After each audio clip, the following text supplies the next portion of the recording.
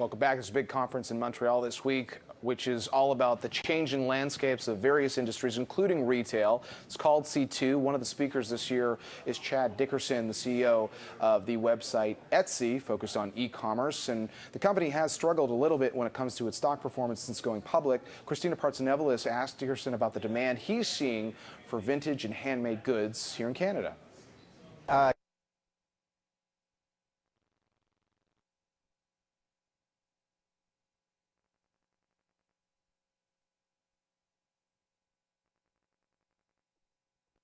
Canada is a really important country for Etsy, and one of our key strategies is to build local marketplaces globally. So obviously the US is our largest market, but we have 5 other markets that we're really focused on.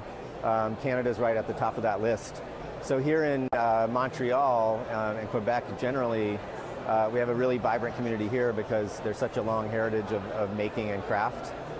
We're really proud to have that here. So we have a team in Toronto, and we've been investing in building local events and local services here in Canada. In Montreal, for example, we have an Etsy team. This is a group of self-organized Etsy sellers that's 2,000 strong. It's one of the largest teams in the world. And one of our top sellers is a woman named Joelle, and her shop is named La Cubicle. So Canada is really important for Etsy, and it's one of our key markets.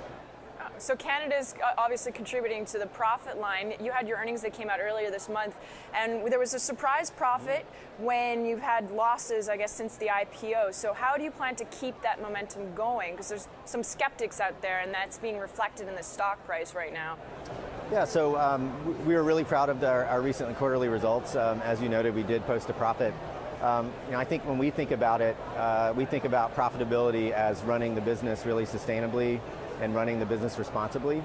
So while, as we said in our earnings call, we don't expect to be profitable in every quarter in the future, I think that profitable quarter really demonstrates that Etsy's a very strong business. So looking ahead, we really plan to continue to invest in growing internationally.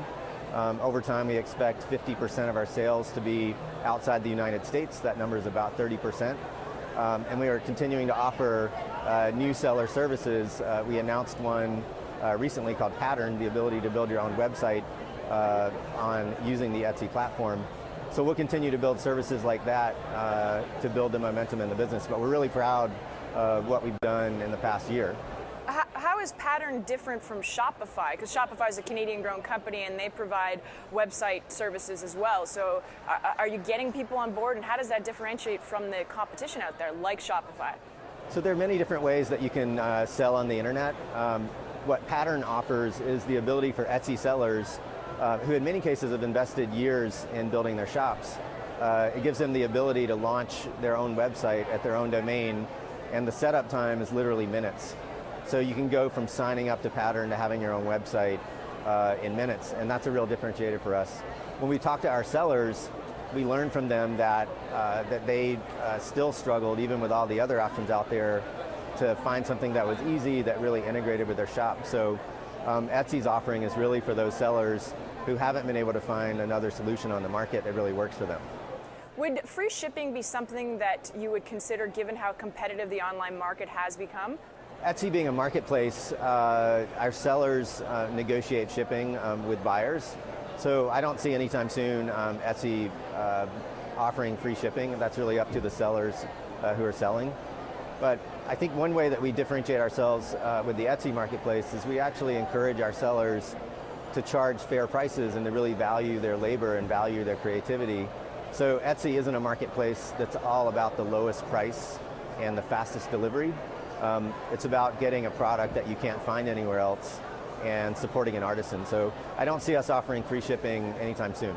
But you just said supporting a product that you don't see anywhere else, but there's been many occasions where you've seen a lot of these products on Alibaba's website when people buy a big bulk order and then try to say that it's handmade on Etsy. How are you trying to combat those sellers that are selling mass-produced products?